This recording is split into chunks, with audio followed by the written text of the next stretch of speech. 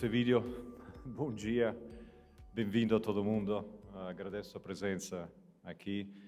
O assunto hoje, a gente sabe, é fundamental. A gente entende para nós empreendedores aqui no Brasil, mas a gente sabe também que é fundamental para o Brasil, para o futuro do Brasil.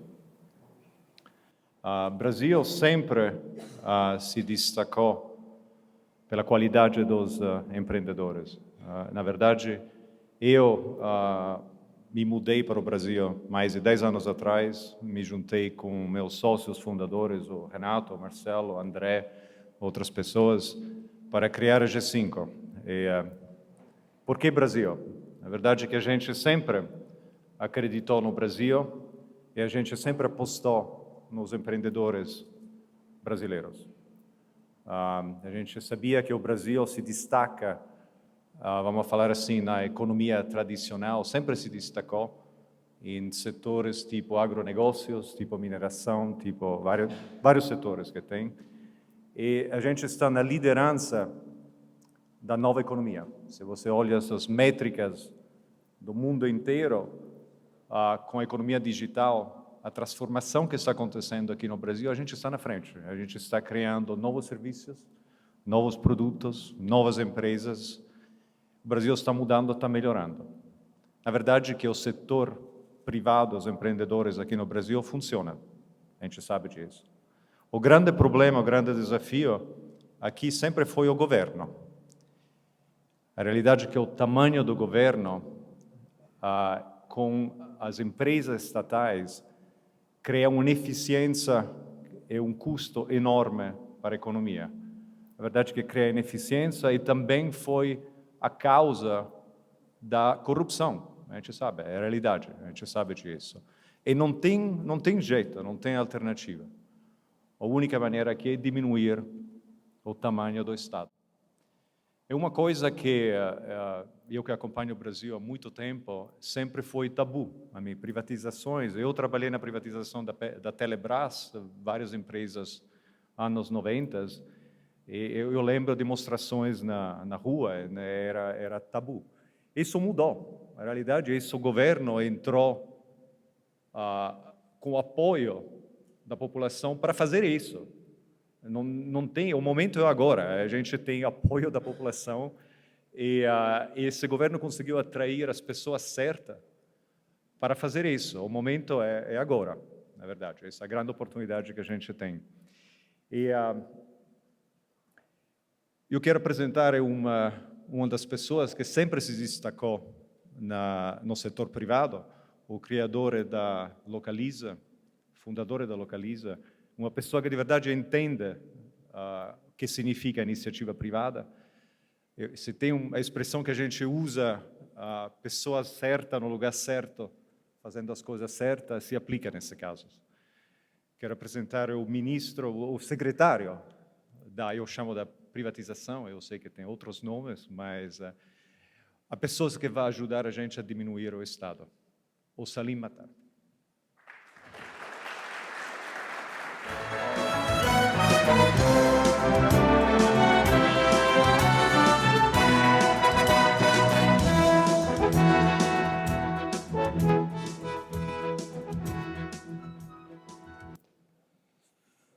Bom dia a todos. Obrigado ao pessoal da G5, Conrado, Serfati, pelo convite de estar aqui com vocês. Me sinto em casa, me energizo quando eu vim aqui para a iniciativa privada, meu berço. Mas quero que você saiba que eu estou me divertindo muito em Brasília. É uma diversão diferente da nossa. Quando eu recebi o convite para vir cá falar com vocês, há um tempo atrás, já tem talvez uns 2 meses que o Serfati falou comigo, e eu falei, gente, que mensagem que eu posso trazer para esse seleto grupo de investidores aqui?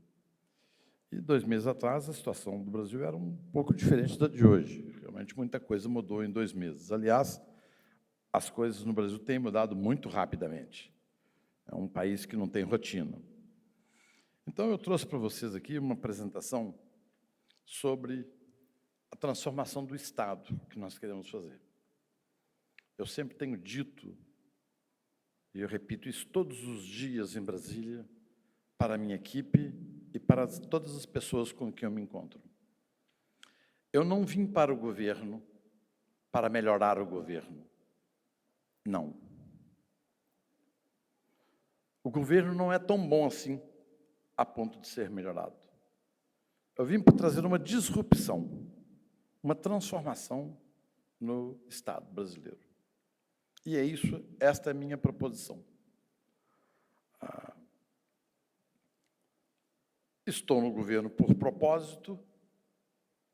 Acho que o ministro Guedes conseguiu formar uma equipe muito boa e vamos deixar um legado. Nós queremos deixar um legado no Brasil.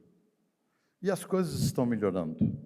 Eu vou mostrar para vocês que, de fato, nós estamos colocando o Brasil na direção do caminho da prosperidade. As contas estavam muito esfrangalhadas, foi muito difícil, está sendo muito difícil consertar as contas do passado, mas nós vamos fazê-lo. E o correto seria que cada governo passasse para o próximo governo as contas corretas, ajustadas. Isso que nós recebemos, realmente, nós estamos nos empenhando para reconstruir as contas brasileiras que foram esfrangalhadas pelos governos anteriores. Bem, o Brasil tem uma Constituição Federal em 1988. Então, chamaram de Constituição Cidadã, e foi uma festa para uma boa parte de brasileiros na época. Nós tivemos uma Constituição que foi feita num momento de revanchismo e muito romântica, feita pela social-democracia. Deixássemos para fazer a nova Constituição um ano depois, em 89, teve a queda do Muro de Berlim. Teríamos outra Constituição. Então, por um ano, nós temos uma Constituição que poderia ser absolutamente diferente, caso esperasse um ano mais, quando o mundo descobriu a falsidade do que é o comunismo e o socialismo. Mas a Constituição brasileira tem um artigo espetacular. O artigo 173 diz que o Estado não deve ser empresário e só deve estar em negócios que sejam por imperativo de segurança nacional ou de relevante interesse coletivo. Então, isso aqui é um legado espetacular dessa Constituição. Só que isso não foi respeitado. A nossa Constituição tem sido violada por todos os governos desde 1988. Todos, sem exceção, violaram a Constituição. Então, nós temos empresas de seguro, de cartão de crédito, empresa de sangue, que comercializa plasma de sangue, nós temos empresa de chip, enfim, nós temos uma quantidade de empresas nos mais diversos negócios. Então, a nossa Constituição foi violada. E este governo deseja cumprir a Constituição. Então, nós queremos reduzir o tamanho do Estado cumprindo a Constituição. Quando lá cheguei, encontrei, quando o ministro, então ainda não ministro Guedes, me ligou, nós temos 134 estatais, vamos vender essas estatais. E aqueles que me conhecem há muitos anos sabem o tanto que, ao longo dos últimos 30 anos, eu tenho criticado os governos, o tamanho do Estado, o estatismo e essas estatais. Então, eu vi uma oportunidade de fazer com que o meu discurso pudesse ter um momento para poder praticá-lo. E cheguei ao governo, então, com o objetivo de reduzir o número de 134 estatais, já que algumas estatais são de segurança nacional. Efetivamente existem. Os Estados Unidos têm 8 empresas. Então, nós temos que verificar quais são as de segurança nacional ou de relevante interesse coletivo para mantê-las. Então, encontramos aí 46 empresas, do qual o Estado controla diretamente. Só que dessas 46, nós temos algumas empresas, como o Banco do Brasil, que foram gerando filhotes. Então, o Banco do Brasil, por exemplo, tem 84 subsidiárias, nos mais diversos setores que vocês conhecem. Então, eu pergunto para você se ter leasing viola a Constituição ou não. Uma empresa de leasing é relevante de interesse coletivo? Cartão de crédito? Então, está aí o exemplo que chegamos. É isso que nós encontramos dos governos passados. Mas, pegamos ali agora a Caixa Econômica Federal. Olha a quantidade, 33 empresas, inclusive um banco na Venezuela, lá naquela simples participação. Chegou ao ponto de a gente ter participação num banco na Venezuela. Eu queria mostrar aqui, voltando aqui uma. No Banco do Brasil, nós temos um banco, lá o item 74. Nós temos participação num banco no Egito. Eu acho que esse Estado se perdeu. Nós nos perdemos.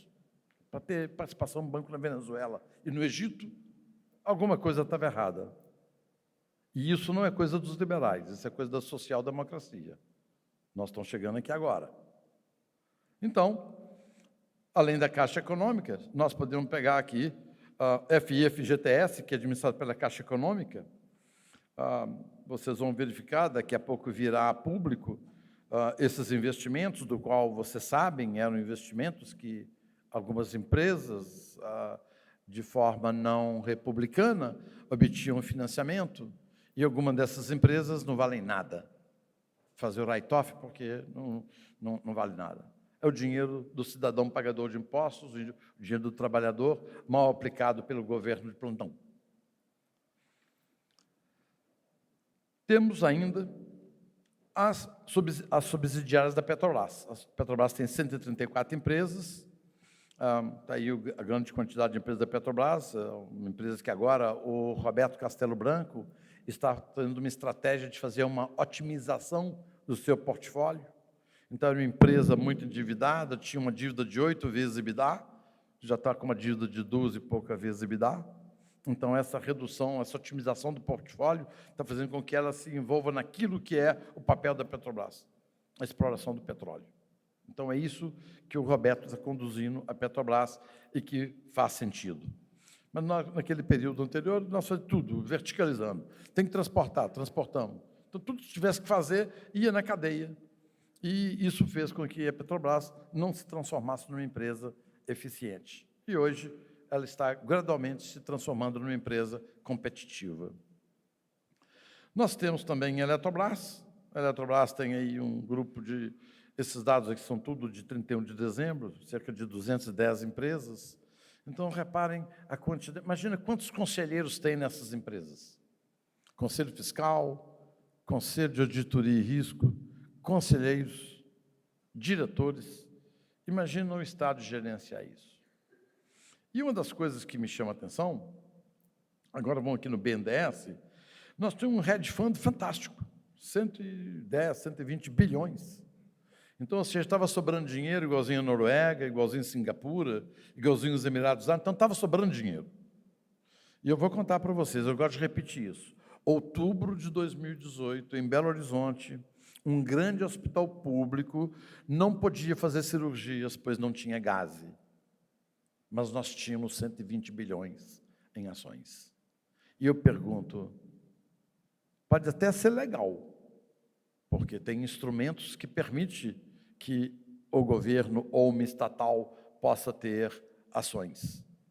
Eu pergunto se é ético o governo deixar de comprar gás para um hospital para comprar ações de espetaculares companhias. Então, um fundo você faz com a sobra.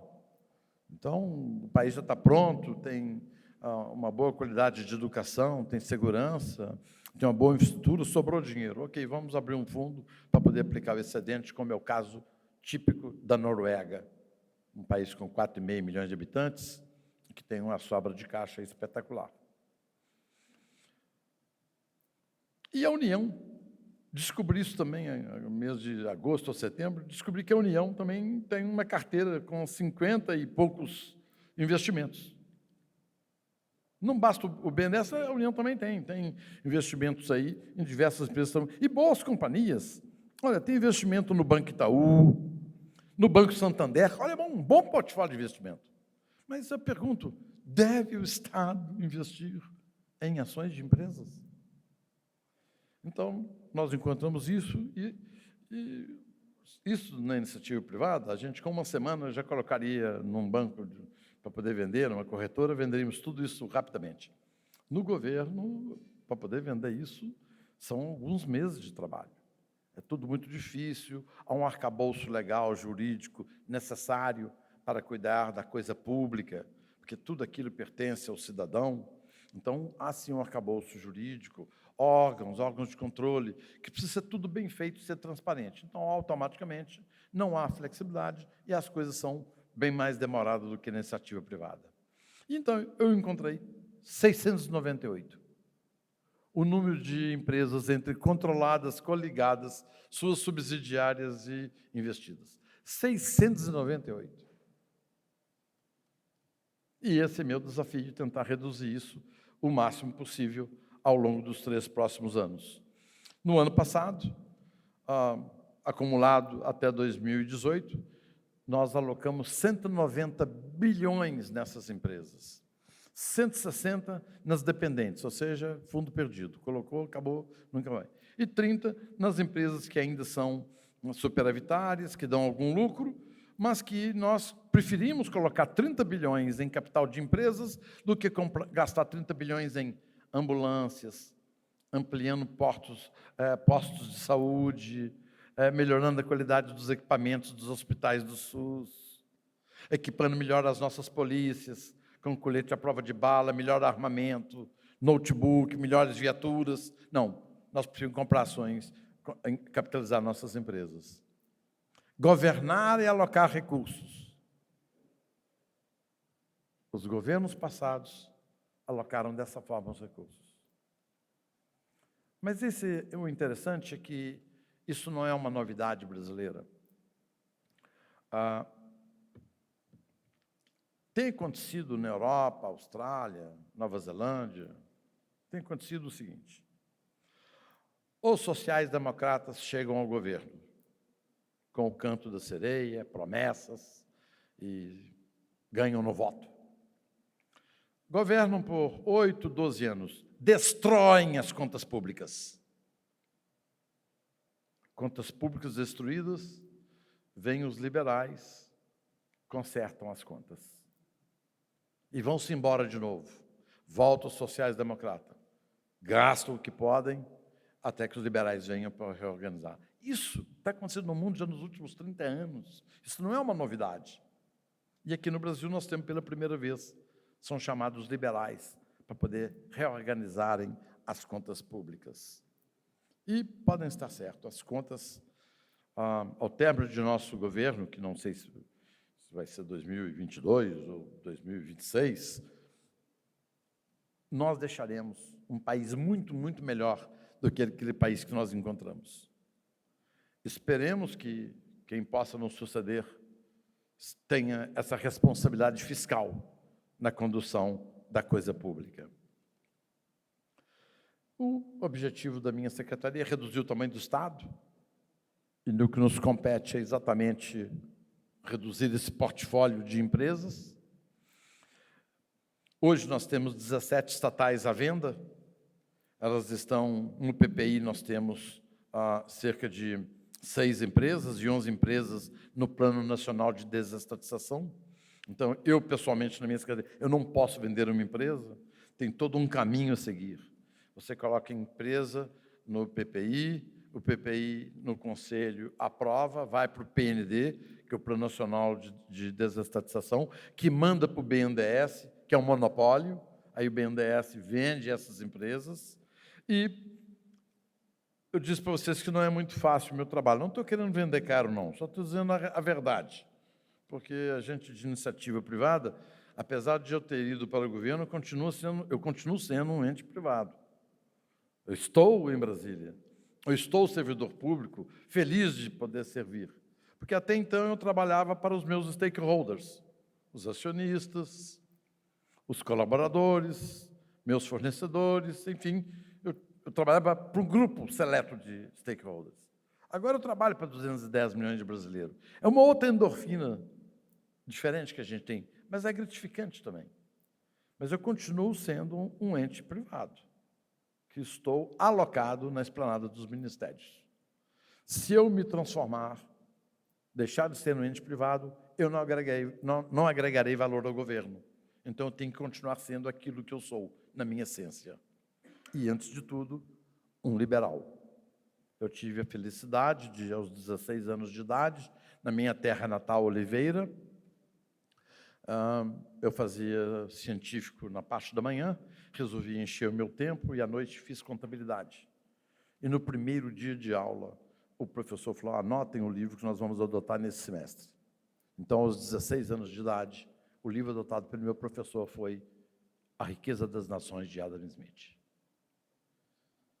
Já uma pessoa de comércio, porque eu estava no comércio, trabalhava junto com meu pai, e aí tem contato com Adam Smith aos 16 anos de idade.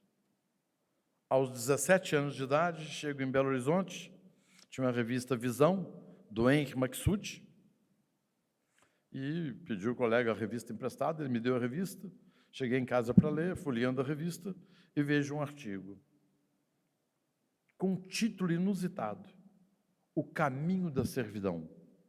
Eu achei aquele título diferente, me chamou a atenção, Friedrich Hayek, vou ler esse artigo. Então, eu vi que era o extrato do livro em 3 números diferentes. Então, aos 17 anos de idade, eu tomo contato com a obra de Hayek. Só podia ter dado no que deu. Então, eu sou, pode existir, empresário tão liberal quanto eu. Mais do que eu, não tem jeito de existir.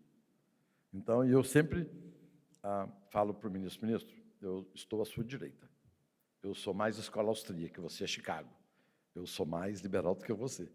Então, eu brinco, porque realmente eu tenho esses valores liberais muito claros para mim. E tenho certeza que o que nós somos hoje, isso que nós temos como país, foi fruto de ideias erradas no passado, onde o Estado tudo podia, o Estado tudo queria fazer. Então, nós temos que concentrar o Estado apenas naquilo que é papel do Estado. Segurança, saúde, educação, saneamento e infraestrutura. Parou. Então, o Estado tem que cuidar disso, da qualidade de vida do cidadão. Na origem do Estado, o Estado nasceu para prover segurança ao cidadão.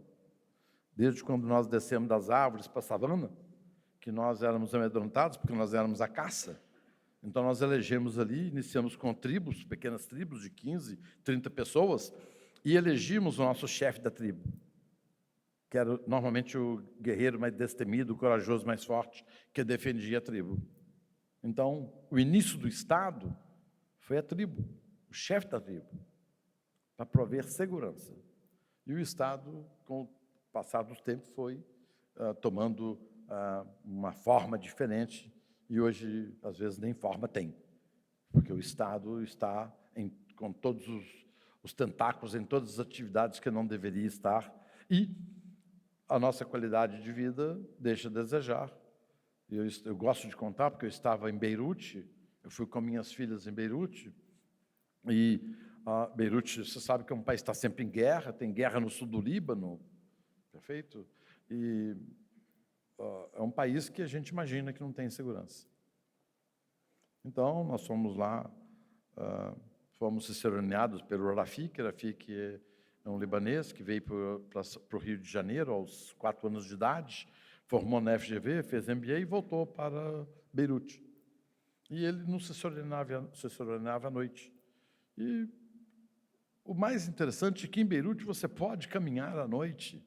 1h da manhã você pode sair de um bairro e ir para o outro bairro, você pode ir de um restaurante para sua casa a pé.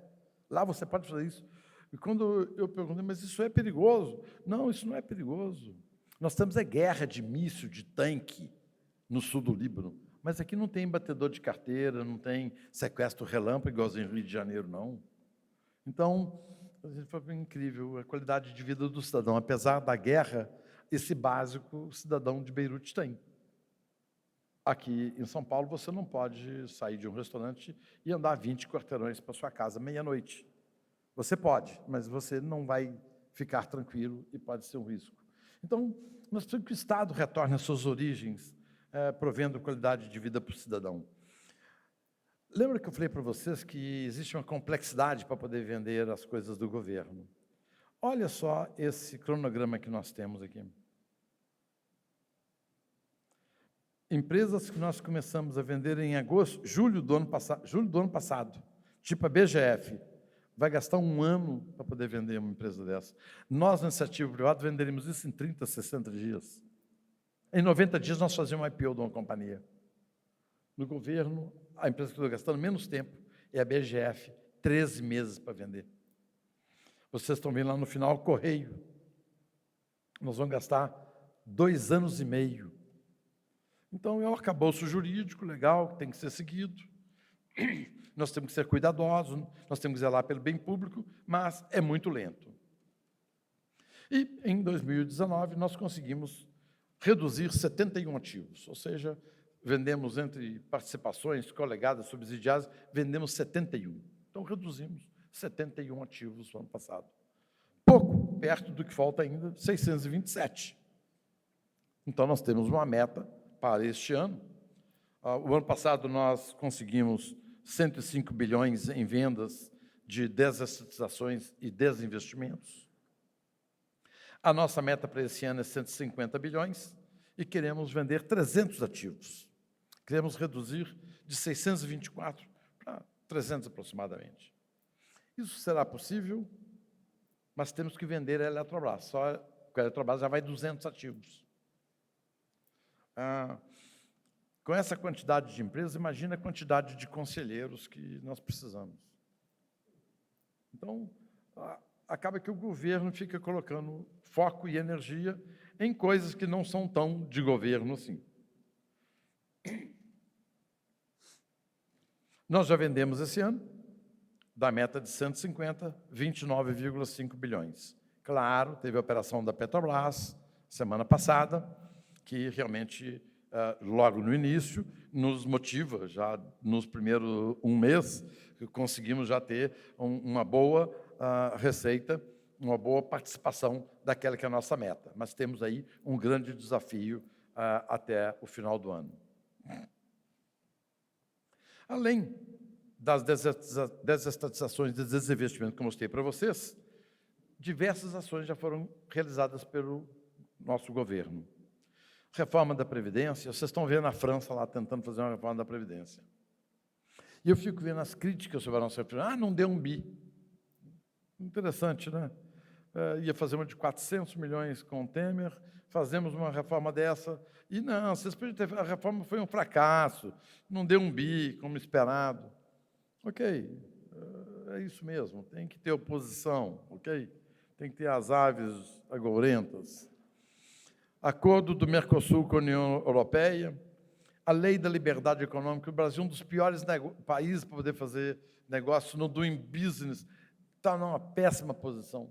Então, nós estamos tentando recuperar, facilitar a vida do empreendedor, porque nós acreditamos que cada empreendedor, cada microempresário, cada startup será uma grande empresa capitalista amanhã.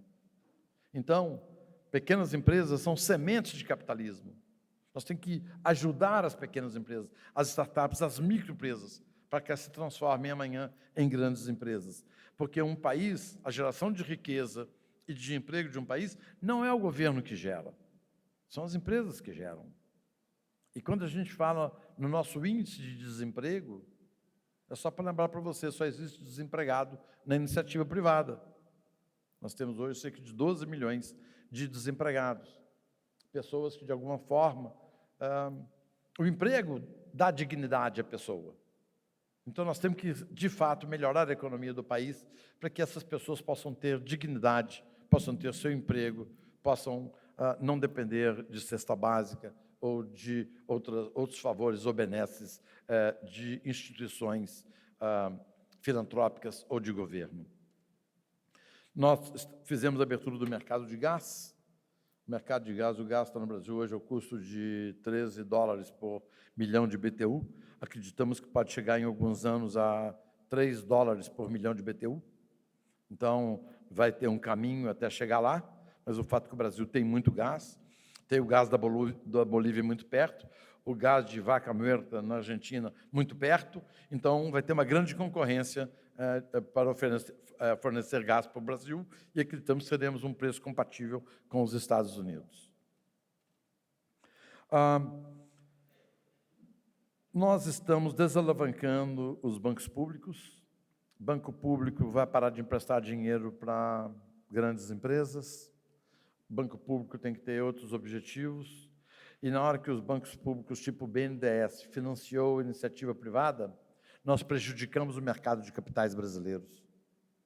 Porque era muito mais fácil você, no BNDES, arrumar financiamento de longo prazo do que fazer um follow-on e diluir sua participação. Era mais fácil buscar dinheiro no BNDES do que você fazer um IPO da sua empresa. É mais fácil buscar dinheiro no BNDES do que você receber um private equity ou lançar debêntures conversíveis. Então, era muito menor risco pegar do BNDES. E depois também, se não pagar, tudo bem. É um banco público, a gente dá um jeito. Então, nós estamos desalavancando esses bancos e os bancos brasileiros que foram responsáveis. Nós só temos 300 e poucas empresas na Bolsa por causa dos bancos públicos. Eles foram o grande problema do mercado. À medida que os bancos públicos se desalavancam e não são mais os grandes financiadores da iniciativa privada, o mercado vai agradecer. Então, teremos aí uma grande quantidade de IPOs, follow-ons, novas empresas buscando alternativas de mercado. E é isso que nós precisamos fortalecer o mercado. Nós fizemos uma operação pente fino, INSS, enfim, uma série de outras medidas que está abrindo a nossa economia. E já surgem os primeiros efeitos da administração de Guedes na economia. A relação do presidente com o ministro Guedes é espetacular, os dois se entendem maravilhosamente bem. O ministro Guedes tem plena, total, absoluta autonomia na condução da economia, sem qualquer interferência. O presidente respeita o ministro Guedes. O ministro Guedes respeita o presidente com sua intuição. Então, é uma relação espetacular entre os dois. E os resultados já estão aparecendo. Aqui nós estamos vendo o PIB público e privado. Nós temos que depender do crescimento do privado, não do público, diferentemente do que a social-democracia fez no passado, achando que o investimento público alavanca a economia brasileira. Bem keynesiano. Não é esse o caminho. Esse caminho deu no que deu. Então, nós temos que fazer agora diferente. Taxa de juros, nós temos das mais baixas taxas de juros no Brasil. Hoje, as empresas estão mais animadas para investir com um juro menor, o consumo das famílias. O crédito, gente, até que, enfim, o crédito privado passou de novo o crédito público. Nós tínhamos perdido, desde 2013, para os bancos públicos e retomamos de novo agora. Então, aquela curva de queda do crédito público vai cair acentuadamente daqui para frente, porque nós estamos desalavancando os bancos. Então, com isso, nós estamos fortalecendo o mercado e tirando o banco do risco, porque somente a empresa construtora Norberto Odebrecht deve 27 bilhões aos cofres públicos. Uma boa parte desse dinheiro talvez nem seja recebida. Isso se chama, na economia liberal, transferência de renda. Você pega a renda de 210 milhões de brasileiros, concentra, empresta para uma empresa que quebra, empresta para o Ike Batista que quebra, e 210 milhões de brasileiros pagam a conta. Isso de liberal não tem nada. Isso são governos que, de alguma forma, privilegiam alguns empresários, alguns grupos, em detrimento da associação, em detrimento da sociedade, sendo financiado pelo total da sociedade. Risco país, estamos hoje em 95, esteve esses dias em 94. Então, reparem que o país já é percebido, a sua administração já é percebida como uma administração séria, eficaz. Nós estamos há 13 anos nesse governo. Gente, 13 meses. Nada de corrupção nesse governo. Isso os jornais não falam. 13 meses. Nada de corrupção, nada. Enfim, houve uma mudança brutal na sociedade e muitas vezes nós não percebemos essas mudanças que vieram para melhor. E muitas vezes a mídia também tem outras coisas mais interessantes para poder colocar na manchete. O fato é que o Brasil está dando mostras de que estamos indo no caminho certo. Nosso PIB trimestral já está melhorando, a geração de empregos formais, olha que desastre que foram em alguns anos. O número de homicídios caiu. Aqui eu quero chamar a atenção de vocês. Quando isso veio a público, diversos jornais deram manchete. Homicídios são reduzidos em 22%. Então, menos 22% de mortes. Só para lembrar para vocês que o Brasil era um Vietnã por ano. 60 mil mortes ano. Um Vietnã por ano. Essa morte de americanos durante a guerra do Vietnã. E a gente saía para jantar fora, ia ao shopping, a gente viajava, ia para a Disney, a gente ia trabalhar, voltava. Com um Vietnã por ano de pessoas sendo mortas por ano aqui. Nós nos acostumamos, nós ficamos embriagados, inebriados, anestesiados com isso. Então, eu vi as manchetes dos jornais um dia.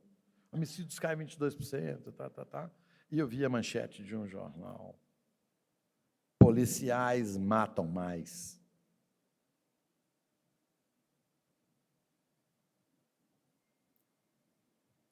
Policiais matam mais. Foi a manchete de um jornal. Façam vocês mesmos suas reflexões sobre... acho que cada jornal tem que ter sua linha. Isso é normal. Tem que ser sua linha editorial, mas dentro de um padrão ético.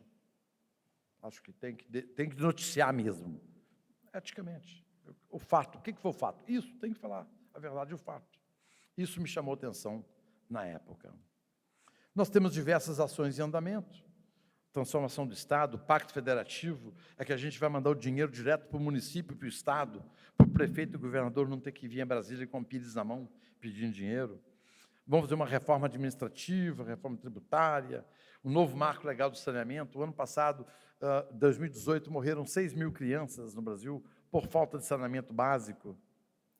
Nós não temos saneamento básico, mas nós temos 120 bilhões numa carteira do BNDES. Imagina se nós pegássemos esse dinheiro, tivesse pego esse dinheiro para poder fazer saneamento básico no Brasil. É muito mais papel de governo, saneamento básico, do que ter uma carteira de ações. Estamos tentando melhorar o ambiente de negócios, estamos fazendo integração ao CDE e por aí vai. O fato é que este governo está fazendo muita coisa. Claro que muita coisa nós dependemos do Congresso, e é isso mesmo. Numa democracia, os poderes são absolutamente independentes, do Legislativo, Executivo e Judiciário. O Executivo pode mandar um projeto que não agrada o Legislativo, eles mudam, votam, está certo, isso é democracia. Nós temos uma democracia vibrante, uma democracia espetacular. Então, às vezes até coloco em dúvida sobre democracia. Como colocar em dúvida? Olha o respeito que existe no Brasil dos 3 poderes. Então, nós temos alguns projetos que passam pelo Congresso, então temos negociado. E outra coisa, gente, o Congresso tem se mostrado sensato, responsável, eficiente. O Congresso votou a nova Previdência, está votando todos os grandes projetos do governo. Nós temos um Congresso sensato. Isso é de fundamental importância para o conhecimento da sociedade. Então, essa sensatez que impera hoje no Congresso está facilitando a aprovação de diversos projetos do governo. Bem, o ministro Guedes sempre tem falado, nós vamos transformar o Brasil em uma sociedade aberta e no caminho da prosperidade. É isso que é o nosso mantra. E, claro que um país desse tamanho, 210 milhões de brasileiros, dívida de acima de dívida bruta de 5 trilhões e meio, dívida líquida de 4 trilhões, só de juros mais de 300 bilhões por ano de juros. Então, nós temos que consertar isso. E eu digo o seguinte, a figura que eu uso é de uma locomotiva, uma excelente locomotiva, atolada num brejo. E os guindastes para desatolar a locomotiva também atolam no brejo. É assim que nós encontramos o Brasil. Nós conseguimos, com a reforma da Previdência, colocar a locomotiva sobre os trilhos. E cada coisa que estamos fazendo, na hora que passou a Lei de Liberdade Econômica, nós lubrificamos essa locomotiva. Na hora que passa o Pacto Federativo, nós damos velocidade nessa locomotiva.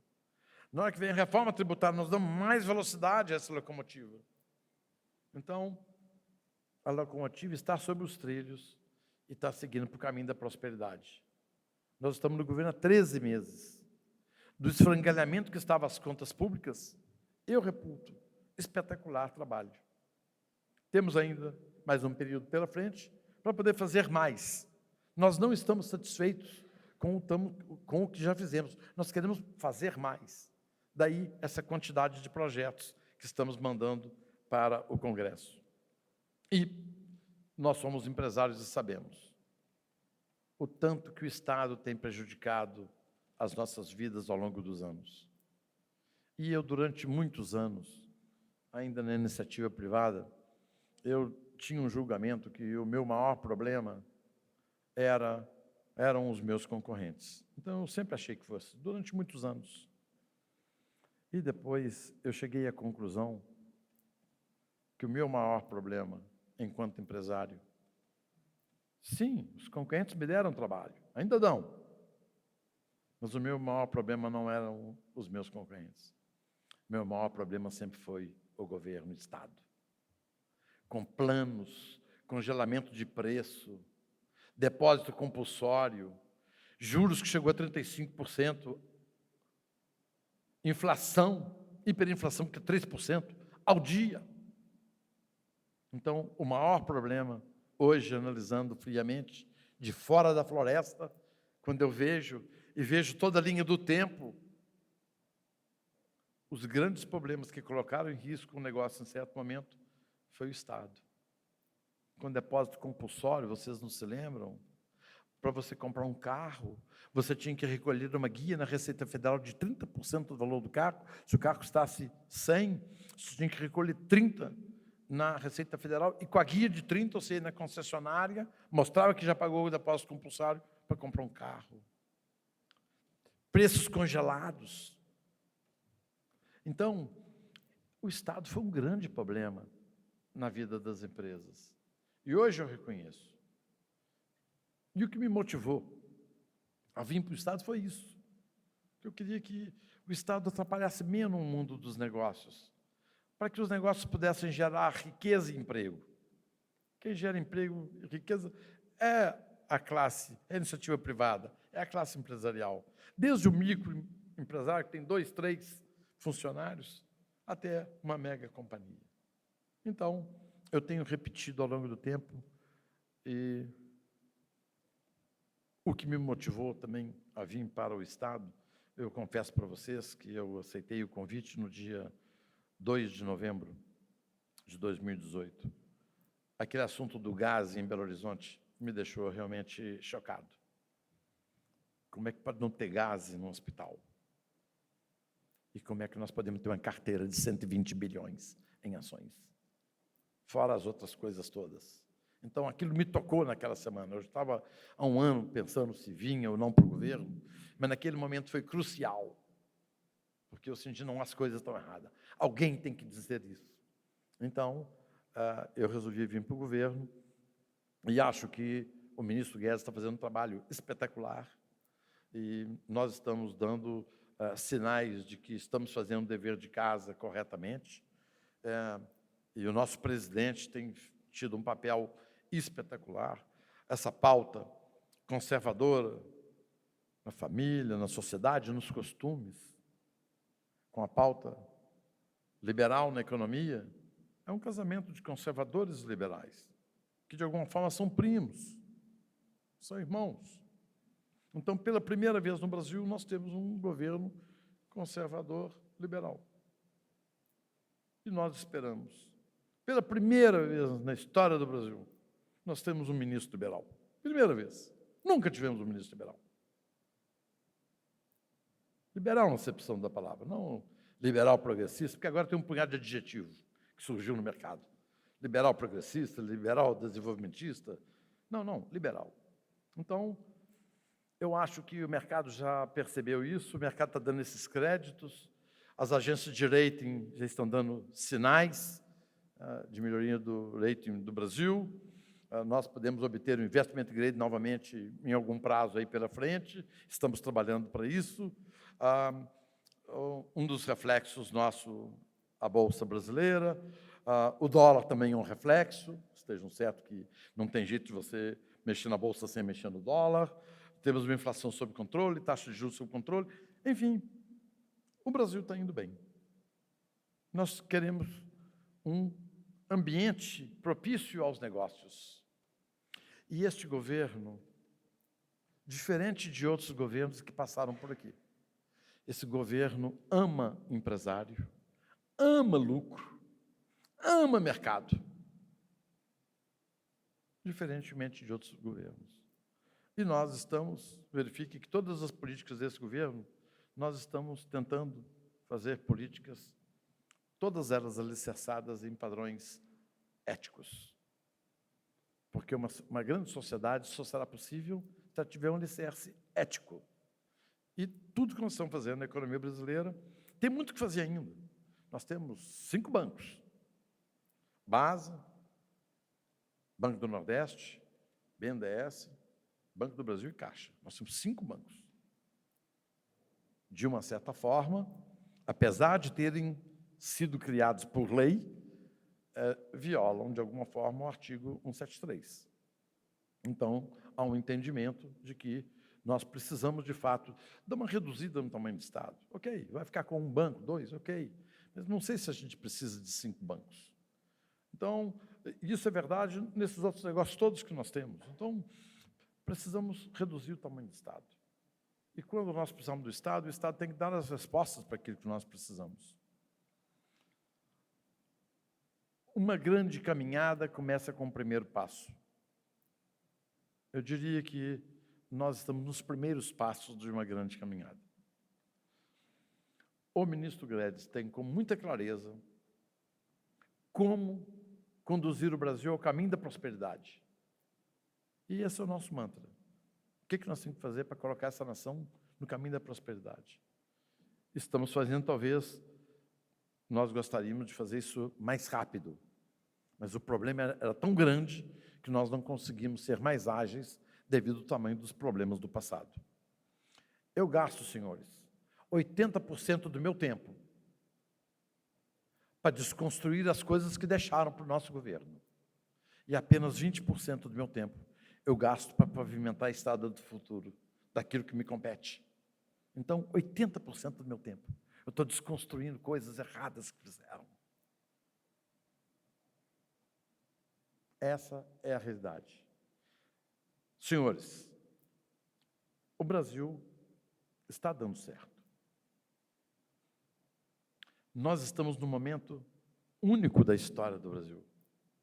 Nós temos 1 ano de governo, vocês já sentiram uma série de resultados que eu pude mostrar para vocês, e outros que vocês percebem.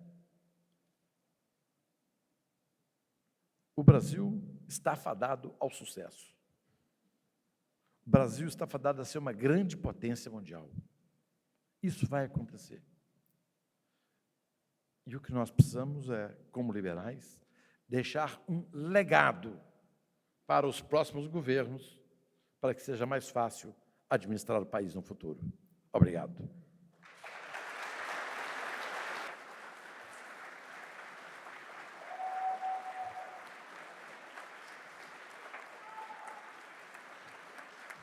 Muito obrigado.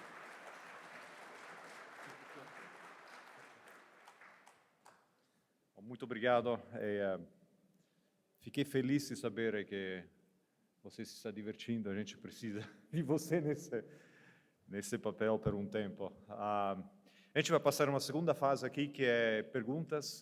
Tem uma cue card que você pode usar para mandar as perguntas. Eu vou convidar os panelistas aqui, Marcelo, João, Muriel, Renato, vem aqui. Deixa eu apresentar os panelistas. O João Teixeira é o presidente do fundo GTIS, que é o maior fundo de setor imobiliário aqui no Brasil. O Marcelo Serfaty, que é um amigo, colega de trabalho e presidente do conselho do BNDES. O Muriel Hidel é o presidente da HDI Seguros aqui no Brasil. O Renato, meu colega de trabalho há mais de 20 anos, fundador comigo da G5. Obrigado, Corrado. Obrigado, secretário Mata. Eu vou começar com a primeira pergunta e só lembrando, quem quiser mandar para o QR Code, depois eu vejo e a gente faz as perguntas também de todos vocês. Secretário Mata, muito obrigado pela excepcional apresentação. Eu acho que é inegável, é inquestionável aqui por todos o benefício do Estado menor. Eu acho que é uma unanimidade e o presidente teve essa quantidade de votos, sendo isso um dos mandatos que ele tem para perseguir. A gente pode ficar aqui contando, até no passado, inúmeros casos de sucesso de empresas privatizadas que performaram um serviço muito melhor para a população, mas existe também alguns casos de empresas que foram privatizadas, desestatizadas, do qual, apesar de prover um melhor serviço para a população, às vezes você tem algum evento que pode fazer com que essa empresa não preste esse serviço. Você tem recente literatura sobre o caso da CELG, em Goiás, do qual você tem hoje uma pendência até talvez jurídica. Você tem toda a parte de infraestrutura de aeroportos, onde você, às vezes, não necessariamente o serviço não foi bem prestado, mas a empresa que prestava esse serviço teve uma dificuldade econômica, entrou em RJ, como a gente sabe, de Viracopos. E o que a gente vê, talvez, é alguma morosidade, ou até, em alguns casos, algum questionamento no judiciário que vê algum medo de investidores de entrarem nessas desestatizações. O que o senhor acha, secretário Mata, que pode ser feito, primeiro, para que essa morosidade das agências reguladoras ou do judiciário que não atrapalhe no seu processo aqui para frente? E obrigado. Obrigado. Está no nosso foco, oportunamente, a gente fazer um upgrade nas agências reguladoras. Um mercado livre, um capitalismo autêntico, precisa de boas agências reguladoras. Não sei se tantas, mas precisa de qualidade das agências que existirem. No caso da CELG, em Goiás, o governo se meteu a distribuir energia em Goiás, o governo mal cuida de educação, saúde e saneamento, mas vai ser empresário. O governo não tem habilidade de ser empresário. Eu sempre brinco, se tem alguma estatal eficiente, mande-me um WhatsApp me falando qual. Eu sempre gosto de falar isso, porque o desafio é só você pegar qualquer estatal e fazer o comparativo. Ver a taxa de retorno dos bancos públicos e dos privados. Ver a produção de óleo da brasileira e das internacionais. Então, nós perdemos em todos os quesitos. Por mais eficientes que sejam, não são tão eficientes quanto as privadas. Então, no caso da CELG, em Goiás, era uma empresa que foi abusada durante anos por diversos governos, endividada, não fez os investimentos e estava esfrangalhada. E fizeram a privatização dela para a Enel. A Enel é uma grande empresa sediada em Roma e tem aqui no Brasil um portfólio de investimentos muito bom. E nós temos lá, no Estado, um caso político único, em que um grande governador, que se chama Caiado, um político que, durante o período do PT, foi um dos mais corajosos políticos do Brasil, com seus pronunciamentos defendendo a democracia brasileira, e, quando ele assumiu como governador, de uma certa forma, essa privatização foi feita por governos anteriores, e a qualidade que a Enel está prestando no Estado talvez não esteja ainda dentro do padrão esperado, porque não deu tempo ainda. Algumas coisas você não consegue numa distribuição, num estado do tamanho de Goiás, você, num ano, arrumar isso tudo. Não tem jeito de você fazer isso. É humanamente impossível. Nem é por falta de capital, é porque as coisas demandam um certo tempo. Então, a Enel está fazendo um bom dever de casa, ela está com um projeto de melhoria substancial que vai acontecer ao longo dos anos. É uma questão da gente entender o seguinte, estava tão ruim as coisas que parece que ela não está operando bem, mas não é isso. A CELG está operando bem e está melhorando os seus indicadores. Se fosse a estatal, talvez nem luz lá tivesse. Isso aqui a gente tem que pensar. Mas outra coisa também sobre no ambiente de negócios, vocês viram no Rio de Janeiro, o prefeito do Rio de Janeiro, com máquinas, rebenta as cancelas de pedágio, numa afronta ao Estado de Direito. Afronta absoluta ao Estado de Direito. Então, por sorte, em 24 horas foi revertida a situação. A Justiça, imediatamente, se pronunciou e os negócios voltaram a funcionar normalmente. Ou seja, nós demos uma demonstração de segurança jurídica. Numa grande cidade brasileira, um prefeito de nome forte, ele abusou da autoridade dele, mas a Justiça imediatamente se pronunciou.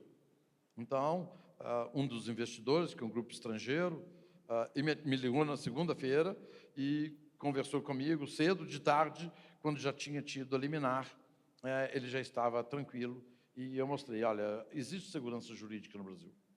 Então, o que nós temos é que em cada negócio de governo que nós fizermos, principalmente nas concessões, nós temos que fazer de uma forma à prova de bala, ou seja, temos que buscar modelagens que dê ao investidor a tranquilidade da segurança jurídica, não a isenção do risco, porque o risco é inerente à atividade de negócio, mas, no mínimo, que ele saiba que está num país, que é um Estado democrático de direito e que ele tem uma justiça que, de fato, funciona. A justiça brasileira funciona muito bem.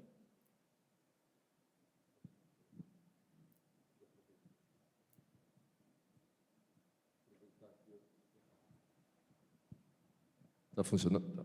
Aproveitar aqui e agradecer a oportunidade a todo o G5 aqui pelo convite e a oportunidade especial aqui que está com o secretário.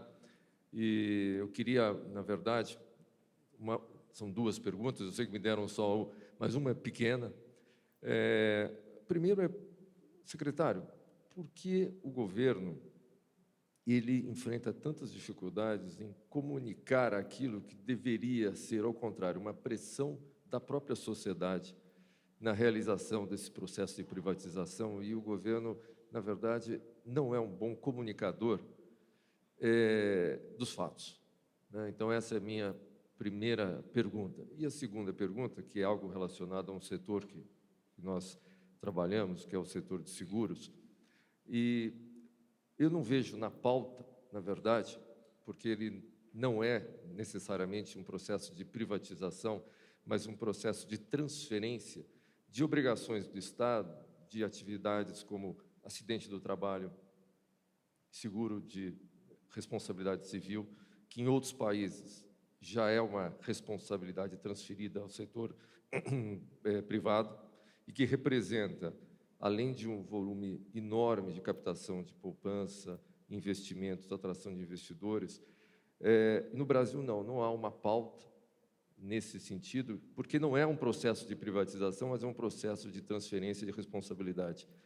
E a gente fala aqui de bilhões e bilhões de reais. Só na área de responsabilidade, a gente tem cálculos preliminares que deveria ser movimentado anualmente cerca de 40 bilhões de reais em prêmios de seguros que, na verdade, são revertidos à sociedade e que hoje, de alguma forma, direta ou indireta, saem dos cofres do próprio governo.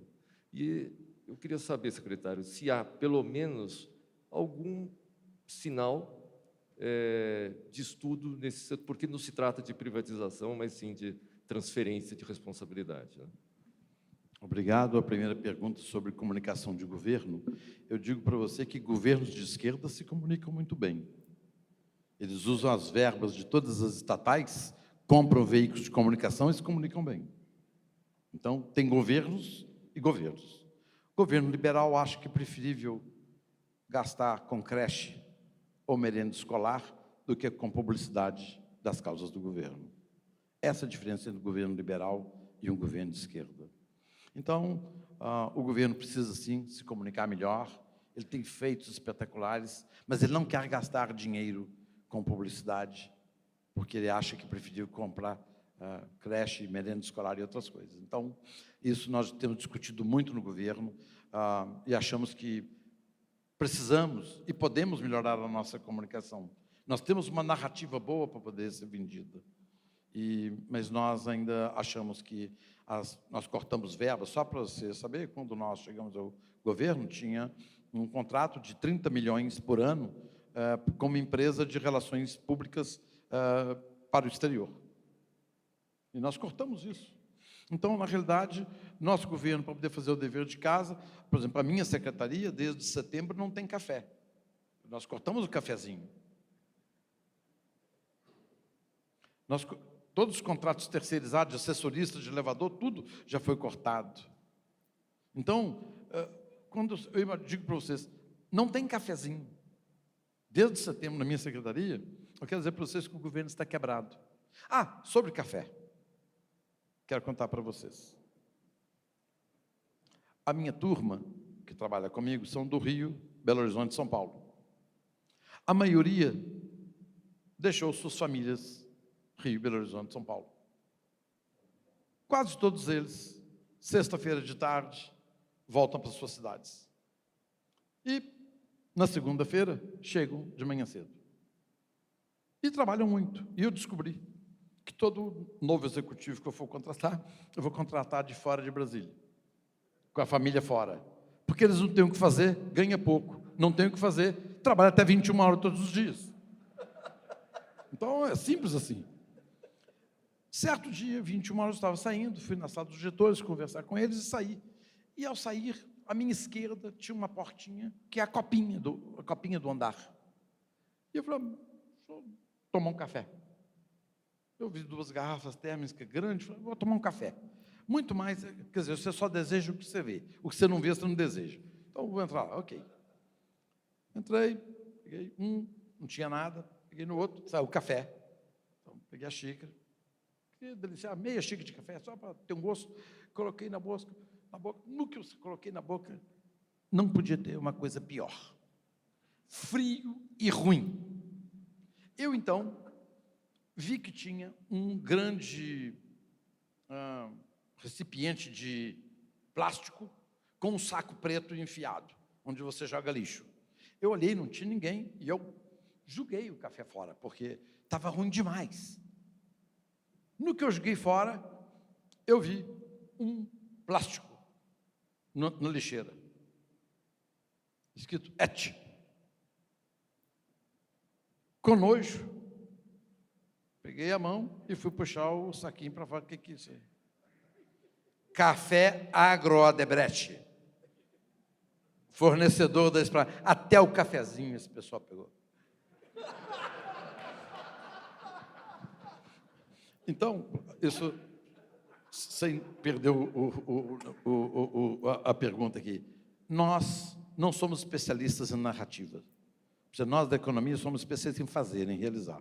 Mas a gente é muito ruim de narrativa. A narrativa nossa é o seguinte: vide a bolsa, vide o dólar, vide a taxa de juros, vide a inflação. Essa é a nossa narrativa. Então, só que nós não sabemos contar. E nós não gastaremos dinheiro com publicidade. Prefiro colocar esse dinheiro na merenda escolar. Isso aqui é um governo liberal. Na segunda pergunta, você tem razão. O seguro no Brasil é uma indústria que não está muito avançada. Nós temos uma participação no PIB muito pequena dos seguros em relação ao PIB.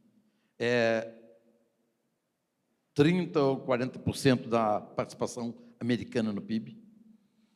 Nós temos muita coisa a fazer no ramo de seguros. Eu até diria o seguinte: quanto melhor a participação de seguros no PIB, mais avançado é o país. Porque todos os países muito avançados, o seguro tem uma grande participação. Nós estamos atrasados.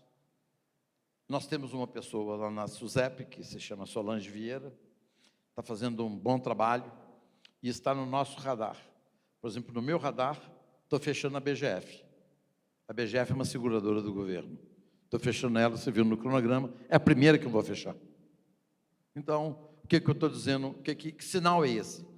O governo não vai se envolver em seguros e garantias.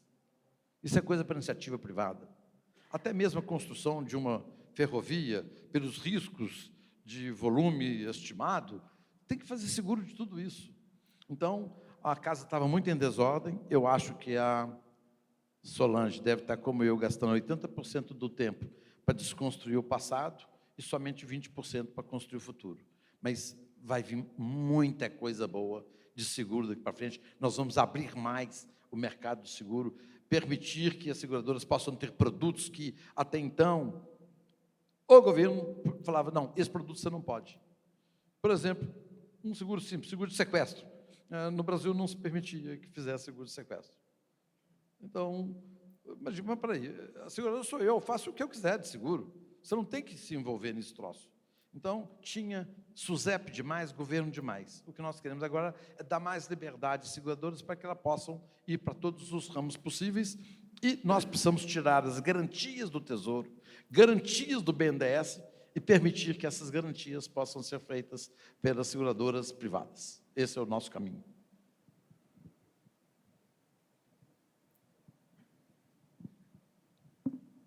Eu não vou resistir, vou chamar Salim, porque eu conheço o Salim há mais de 20 anos, quase 30. A nossa história começou quando a Localiza resolveu fazer o seu primeiro deal de private equity. E eu me mudei para lá, eu não tinha nem roupa, tá certo? Eu fui lá para passar um dia, passei 12, direto com a G Capital, e do meu outro lado, vizinho, no mesmo andar, estava o DLJ. E o Salim fomentou esse negócio de uma maneira impressionante. Nós perdemos, mas surgiu uma admiração avassaladora pela maneira como ele conduzia o negócio, pela combinação de visão estratégica com capacidade de execução. Isso é muito raro. Às vezes, é muito difícil um estrategista ser um grande executor. E, às vezes, um grande executor não tem visão estratégica e acaba perdendo tempo com coisas que não são prioritárias. Então, eu tive o prazer de ter essa convivência muito longa com o Salim, e isso aqui é uma combinação de visão estratégica com capacidade de execução. Não é trivial. Ele pegou o talo do abacaxi mais pesado que tem para executar no Brasil, que é a redução, o redesenho do tamanho do Estado. Então, nós estamos muito bem servidos, assim, tendo o Salim lá. Não poderíamos estar melhor. Eu tenho também duas perguntas, estou pegando o hábito aqui das duas. A minha primeira pergunta tem a ver com dois lados dessa brincadeira do caminho de desestatização. A privatização é crítica, primeiro porque ela gera empresas melhor geridas e com melhor capacidade de execução, mais leves, mais inteligentes, com melhor timing, e ela gera funding para o governo. Mas ela não gera o aumento da taxa de investimento imediato no país. E o Brasil investe muito pouco. Então, entra aí o mundo das concessões, o mundo das parcerias. Eu queria que o Salim, se pudesse nos dar uma visão, eu acho que aí estão grandes oportunidades de investimento para o país, desse universo de parcerias e de concessões, e como ele vê isso progredindo ao lado do programa de privatizações. Obrigado, Sefati. Eu conheci o Sefati, ele era jovem, não tinha nem um cabelo branco na época, e foi importante aquele contato nosso, e nossa primeira operação de mercado que nós fizemos, quando o Paulo falou assim, vamos fazer uma operação. Foi o Paulo e o André Schwartz, em Belo Horizonte. O André Schwartz era estagiário ainda, e falou assim, só para vocês terem o gostinho do mercado, vão lançar uma operação de mercado. E lançamos 15 milhões de reais daquela época em notas promissórias. Foi a nossa primeira operação. E, de fato, naquela época, sem querer sair do assunto, mas eu quero mostrar o homem de visão, que é o Paulo Guedes. Ele falava com toda clareza, olha, vocês, a Natura e a TAM, serão as vencedoras da próxima década. Isso era 1995. 10 anos depois, a Localiza estava na Bolsa. A TAM, a Natura, um ano antes da Localiza, e a TAM logo depois. Então, de fato, 10 anos antes, ele anteviu 3 empresas que, de alguma forma, são diferenciadas ou foram diferenciadas na Bolsa Brasileira. Bem, quando a gente fala em privatização, nós temos exemplos espetaculares da privatização. Em 1993 foi privatizada a CSN. Ela tinha, naquela época, 9.000 funcionários. A CSN hoje tem cerca de 30.000 funcionários. A Embraer foi vendida em 1994. A Embraer tinha 9.000 funcionários, tem 18.000 hoje. 18.000 mais, como a terceirização avançou muito, talvez tenha quase igual o número de terceirizados, porque hoje ela compra uma asa completa. Então, é uma terceirização. Então, tem um efeito multiplicador.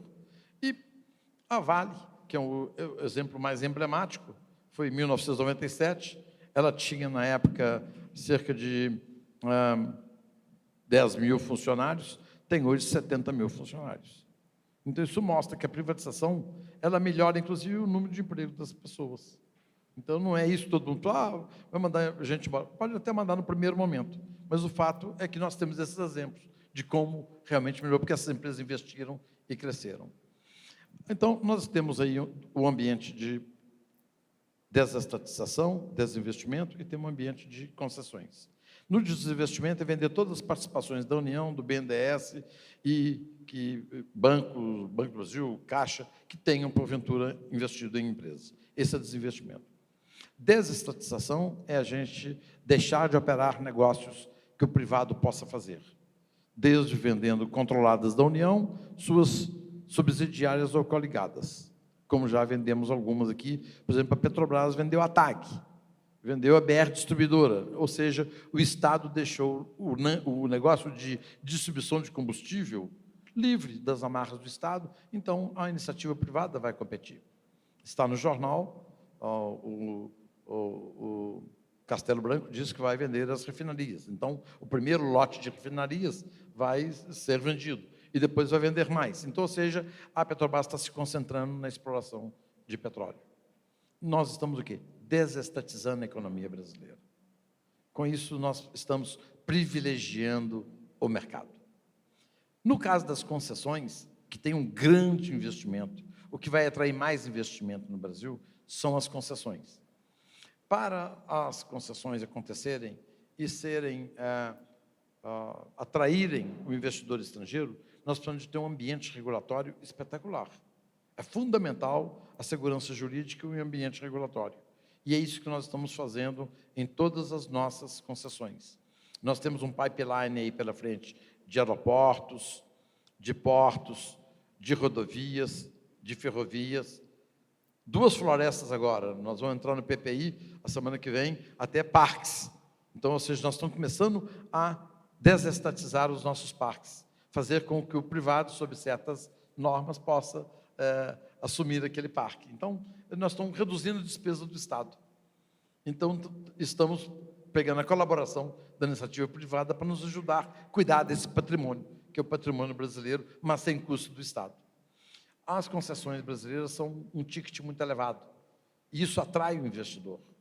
As rodovias aqui são muito grandes, ferrovias muito grandes, nós temos diversos projetos ainda no papel, Ferrogrão, tem a Transnordestina, que está terminando, nós temos aí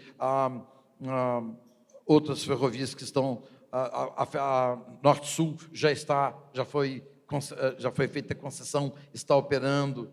Nós temos aqui recentemente a operação da Malha Sul, aqui no estado de São Paulo. O fato é que as coisas estão acontecendo. E nós queremos que o privado assuma todos os negócios possíveis. E o Estado não deverá estar à frente de negócios. É isso que nós queremos. Claro que vai demandar um certo tempo. Por exemplo, para vender certas empresas, precisa de lei. Para vender a Casa da Moeda, precisa de lei. Para vender o Correio, precisa de lei. Para poder vender a Mobras, precisa de lei. Tudo isso tem que ir para o Congresso, tem que convencer parlamentares. É um país democrático, a oposição tem que falar, tem que ser discutido no plenário. Então, tem sim um trabalho. Por isso que eu mostrei esse cronograma para vocês. E Fati, você falou muito sobre a minha capacidade de execução, que eu dividiria com a Localiza, a capacidade de execução da equipe Localiza. De uma certa forma, a minha capacidade de execução no governo não é como é na iniciativa privada. A velocidade é diferente, não tem flexibilidade, tem todo um arcabouço que você tem que seguir, jurídico, você tem que ter opinião de diversas áreas, então é mais lento, não tem essa velocidade da iniciativa privada, porque governo assim mesmo, é natural que governo seja assim, isso não é uma característica do governo brasileiro, não, isso todos os governos são assim, as coisas, governo não pode ser tão flexível quanto a iniciativa privada, não é tão ágil quanto a iniciativa privada. Então, as concessões brasileiras, esse pipeline que está acontecendo, vai ser divulgado dia 18, o pipeline próximo, então dia 18 não posso falar mais do que eu falei, mas dia 18 estará público o pipeline que nós vamos divulgar para o próximo período das concessões. E privatizações, tem esse cronograma que eu mostrei para vocês, não posso falar sobre empresas, porque subsidiárias do Banco do Brasil e da Petrobras, empresa listada, não posso me pronunciar, então vocês entendem perfeitamente bem isso, então poderemos ter boas surpresas pela frente, ainda em desestatizações nesse ano de 2020. A minha segunda pergunta é uma curiosidade que me deixa impressionado. Todas as vezes que a gente olhou o movimento, quando o Brasil sofreu mudanças, enfim, importantes, o capital estrangeiro veio primeiro. Os brasileiros sempre foram muito mais céticos que o Brasil, com o Brasil, do que os estrangeiros. Dessa vez, o que a gente vê é um fenômeno muito, enfim, marcante dos brasileiros financiando o Brasil.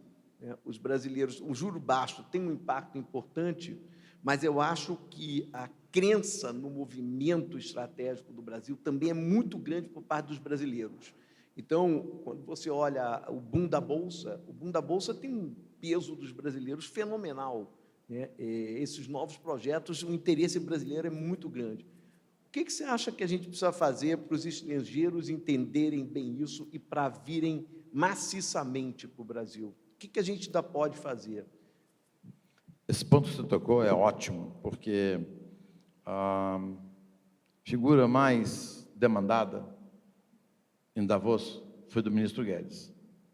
O mundo inteiro, os investidores do mundo inteiro estão com os binóculos e lunetas olhando o Brasil à distância, do mundo inteiro.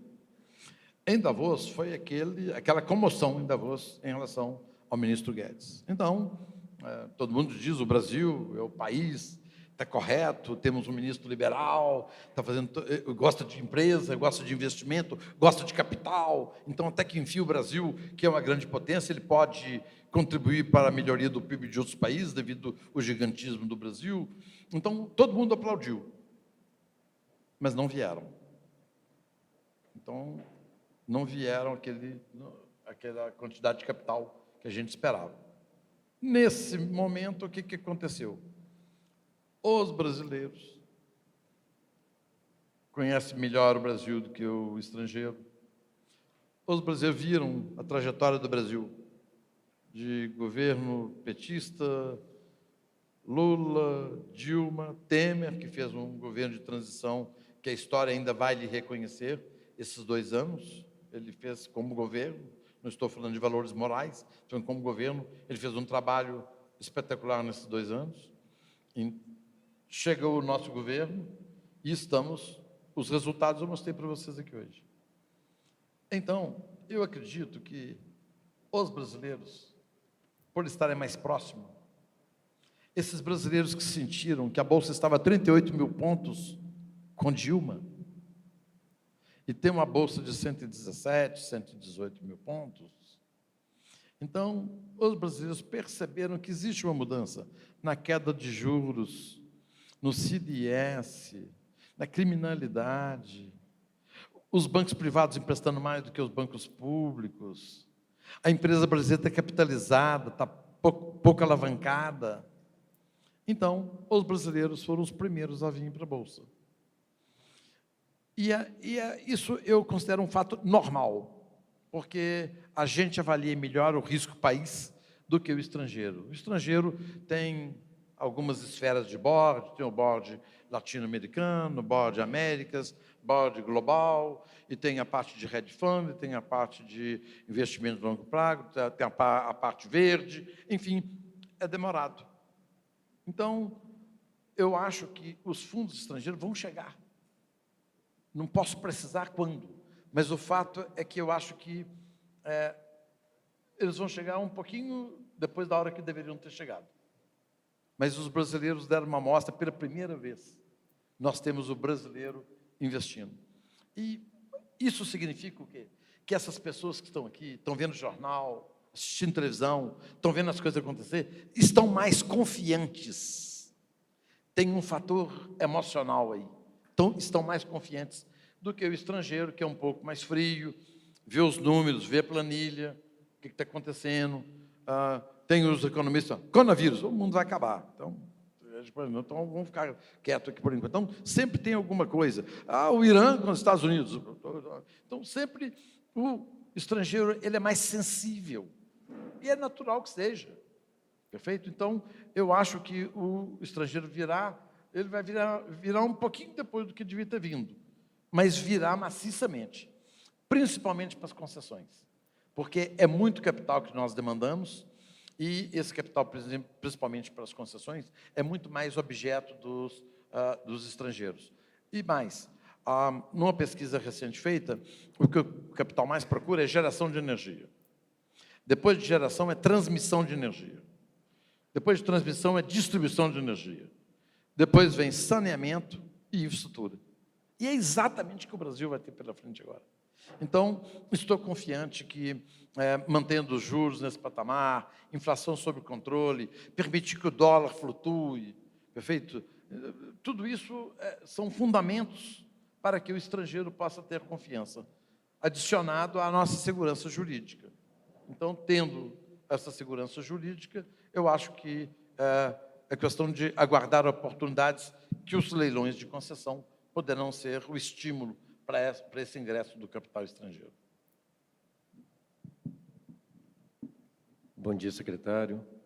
Em primeiro lugar, queria manifestar aqui a minha admiração, sempre admirei muito a sua carreira como empresário e, estando no governo hoje, eu posso dizer como representante do capital estrangeiro aqui nessa mesa, que eu sempre comunico aos investidores, que é uma bênção que nós temos hoje, essa equipe no país. A gente tem um Dream Team aí comandando o país, quer dizer, não só o senhor aí à frente da secretaria, como o Paulo Guedes, temos o Fernando Bispo, temos o presidente do Banco Central.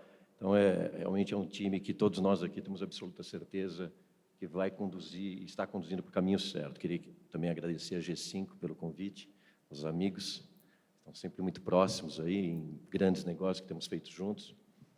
Mas, como representante do capital estrangeiro, e eu concordo com a sua visão com relação ao que os investidores estrangeiros virão, nós representamos hoje, nós só temos capital estrangeiro, nós representamos 88 instituições, e entre essas instituições nós temos fundos de pensão e temos fundos soberanos também, como na gestão de recursos. Eu tenho percebido que uma das grandes perguntas e uma das grandes incertezas para acelerar o processo é que o senhor, na sua apresentação, falou uma frase importante que eles falam sempre, e que é muito difícil encontrar no Brasil. O senhor disse: o Estado tem que dar respostas. O Estado tem que dar respostas. Quando a gente fala do Estado, eu vejo que as grandes mudanças do marco regulatório, principalmente, o senhor fala da Lei da Liberdade Econômica, que é fundamental, é uma lei espetacular em termos de obrigar o Estado a dar mais agilidade às respostas. Tem também uma mudança importante, o senhor não falou ainda do lado da SPU, que a SPU também está tentando vender ativos em paralelo com a desestatização das companhias sob sua secretaria, mas o Fernando Bispo também, em paralelo, tentando vender ativos da União que são inúteis, ou mal utilizados, ou confusos na governança, na ocupação. Eu acho que tem sido feito um trabalho excepcional também na construção, na simplificação do marco regulatório para a venda desses ativos, para diminuir esses prazos que o senhor está falando. Mas, voltando sobre esse aspecto do Estado tem que dar respostas, o que o senhor vê que poderia ser feito para simplificar o processo de licenciamento? Porque uma das nossas áreas de investimento é justamente, o senhor falou, a primeira área de atração dos estrangeiros é produção de energia. Nós temos uma área de investimento em energia renovável e especificamente um volume maior em eólica e solar, além do nosso investimento no setor imobiliário em áreas urbanas. Mas, nesse setor, o licenciamento ele tem uma sobreposição de jurisdições e de negociações nas diversas esferas de União, Estado e município, que isso causa uma profunda insegurança do investidor estrangeiro quando a gente apresenta o plano de investimento. Porque o investidor estrangeiro pergunta, quando? Quando que eu vou começar a produzir, construir esse parque eólico, quando eu tenho aspectos de arqueologia que são tratados nos 3 níveis, eu tenho aspectos de terras indígenas, eu tenho aspecto de quilombolas, tenho IBAMA, eu tenho Departamento de Pesquisa de Recursos Minerais. É um volume de licenças brutal. Como o Estado pode se preparar para responder mais rapidamente, além, obviamente, do grande marco que é a Lei da Liberdade Econômica? Como o senhor vê isso, sob o ponto de vista de atrair melhor o capital estrangeiro? Obrigado. Sobre a SPU, o Estado brasileiro possui a maior imobiliária do mundo, com 750 mil imóveis, e o nosso objetivo é transferir isso para o privado, dentro da lei, concessão onerosa, mais onerosa ou menos onerosa, ou até a cessão gratuita. Nosso objetivo é transferir o máximo possível para o privado. Quem tem que ser rico é o cidadão, não é o Estado que tem que ser rico. Aliás, a péssima distribuição de renda no Brasil não se deve a pobres e ricos. A péssima distribuição de renda que nós temos é porque nós temos Estado demais, rico demais, contra o cidadão pagador de impostos. Então, nós temos que reduzir o tamanho do Estado para permitir que o cidadão possa respirar. Então, na SPU, nosso objetivo é transferir o máximo de propriedades para o privado. Com referência ao meio ambiente, ainda ontem eu jantei com o Ricardo Salles, que é o ministro do Meio Ambiente. Essa questão de meio ambiente é uma questão delicada.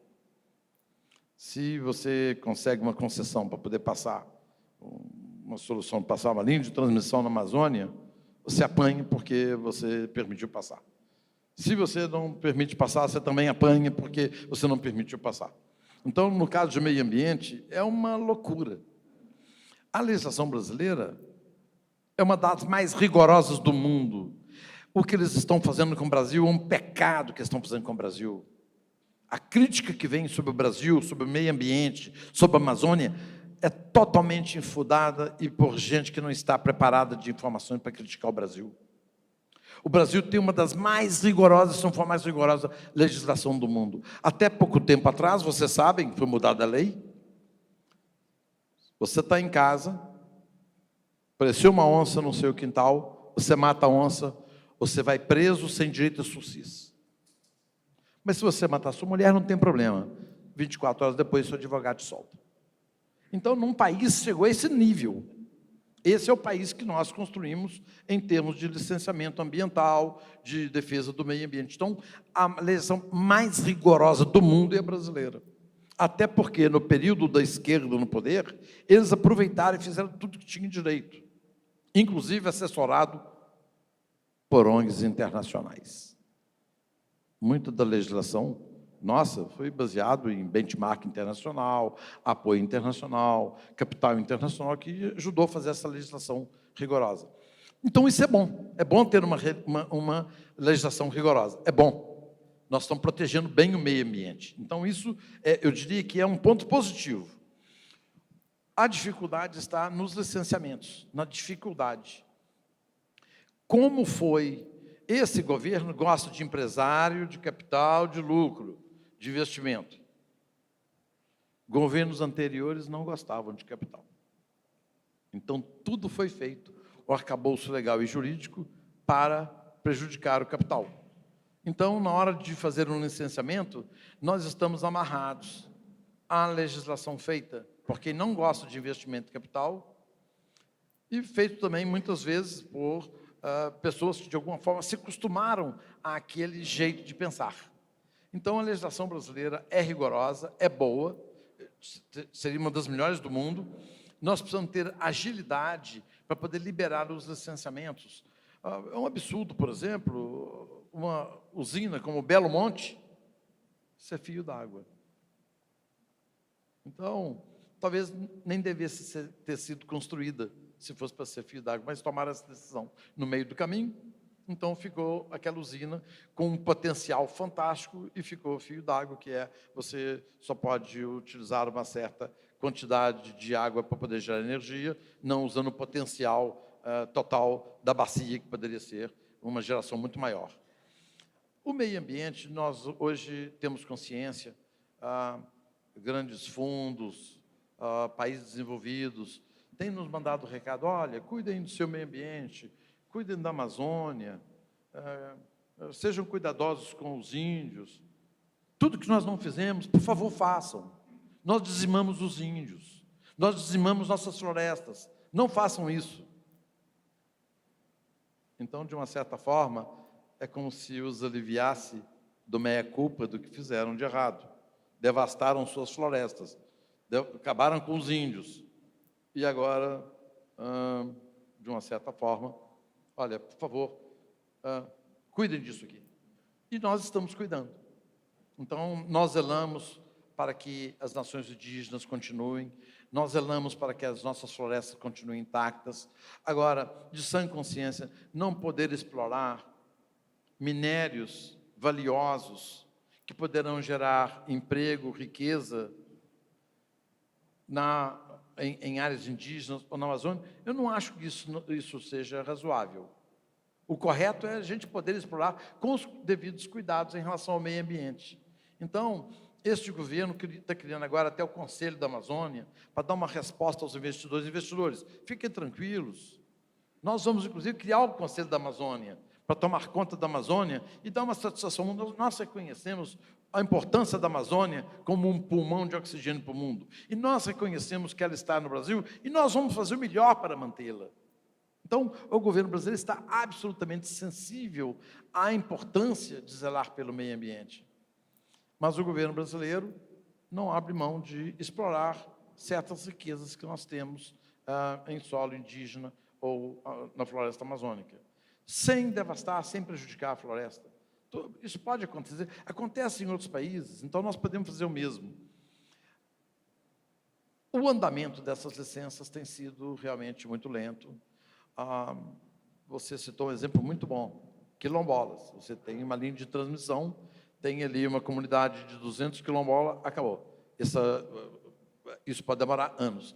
Aqui em São Paulo, no Rodoanel, que é uma grande obra de São Paulo, paralisou um bom tempo por causa de uma mini-RAM pequenininha que tinha, então, paralisar essa obra aqui. Então, não sei até que ponto que é excesso ou até que ponto que isso é cuidado.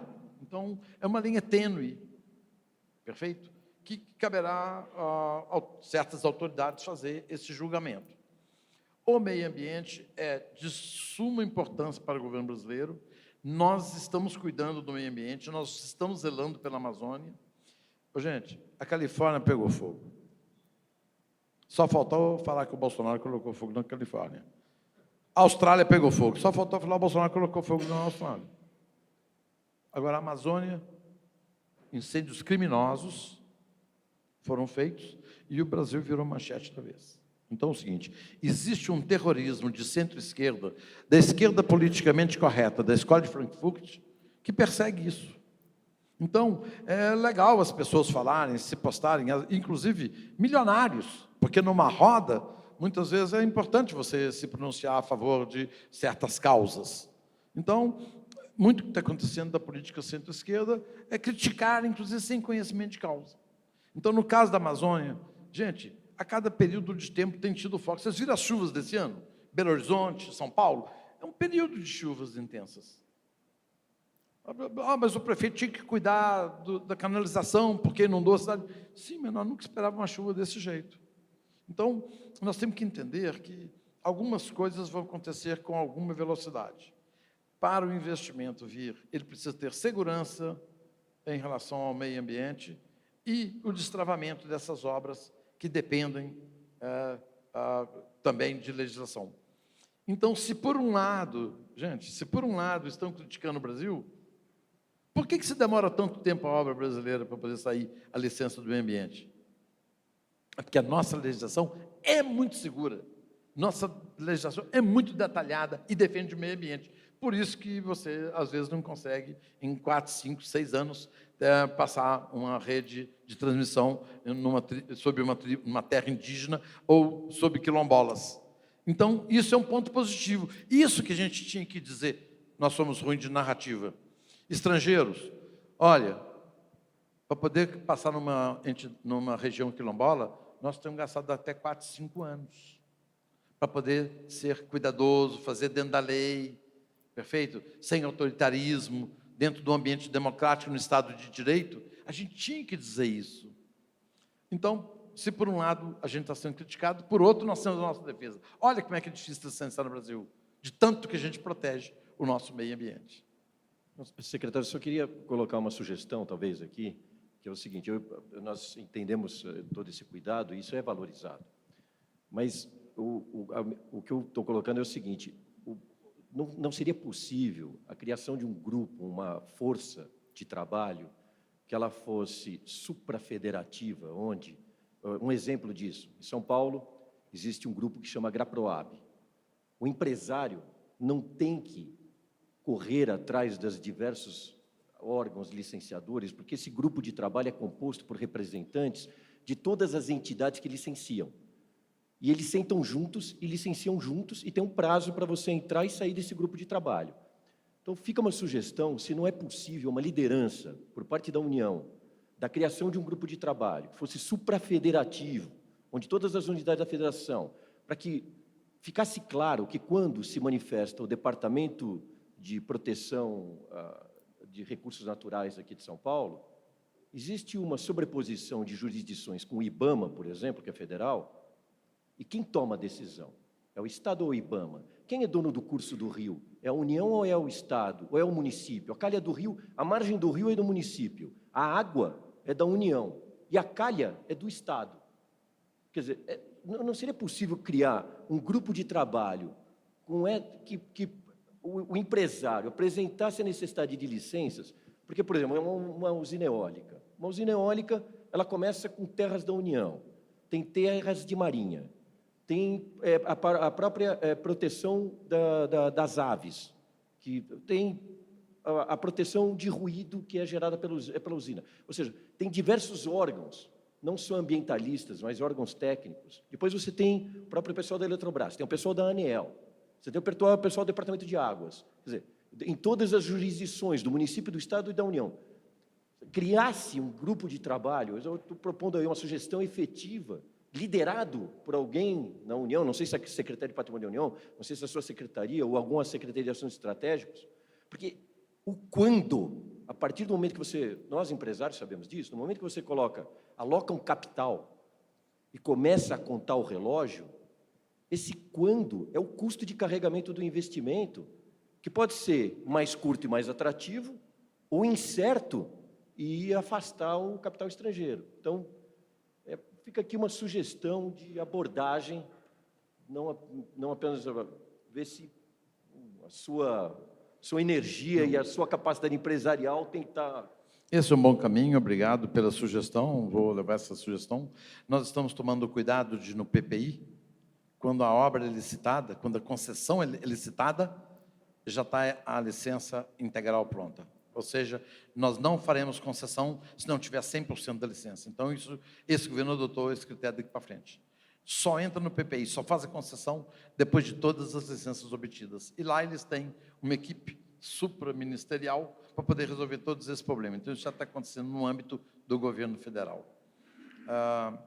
Em Minas Gerais, estavam instalando uma eólica em Minas Gerais e atrasou muito a obra, porque tinha uma mosca que é prima do vagalume, tia do mosquito e neta de um esse que pica a gente todo dia, Pernilongo, que era única no norte de Minas. Isso demorou um tempão para poder liberar. Então, nós temos que contar isso para o capital estrangeiro. Olha, a obra que foi paralisada aqui por causa de uma ranzinha. Aqui, nós cuidando do meio ambiente, aqui. Olha o que custou o Rodoanel o tempo que parou. Nós temos que contar, olha que Minas Gerais atrasou 1 ano a licença, porque tinha uma mosca que é prima do vagalume, sobrinho e neta que estava lá e não podia. Então, olha que espetáculo. Nós estamos perdendo a guerra das narrativas, porque nós temos que contar isso para os estrangeiros. Como é que nós somos zelosos com o meio ambiente, né? Então, o que você falou procede. Eu acho que isso aí é uma coisa boa. No PPI já temos isso. E qualquer obra, qualquer concessão que foi desse governo, desde o ano passado e daqui para frente, já é livre de problema ambiental. Nós já vamos entregar a licença total, porque isso traz a segurança jurídica. Sugiro até um dia que você for a Brasília, fazer um contato lá conosco, te leva lá no PPI para você conhecer o que é que nós estamos fazendo, mas não será nenhuma concessão feita se não tiver a licença pronta. Nós não vamos mais fazer concessão para você obter a licença. Nós vamos fazer concessão já com a licença pronta, para poder trazer segurança jurídica. Nós somos muito ruins de narrativa, nem isso a gente conta, entendeu? Eu não sei se a gente está com tempo. Não? A gente tem dezenas de perguntas, mas acho que a gente vai ter que, infelizmente, encerrar. A gente passou o tempo, já passou o tempo. A gente quer agradecer todo mundo aqui, a presença, os nossos panelistas, Murilo, João, Serfati, Renato, e particolarmente o secretário Salim Matar, que ovviamente o tempo, a conversa e particolarmente para o que você está fazendo no governo, a gente agradece particolarmente. Muito obrigado.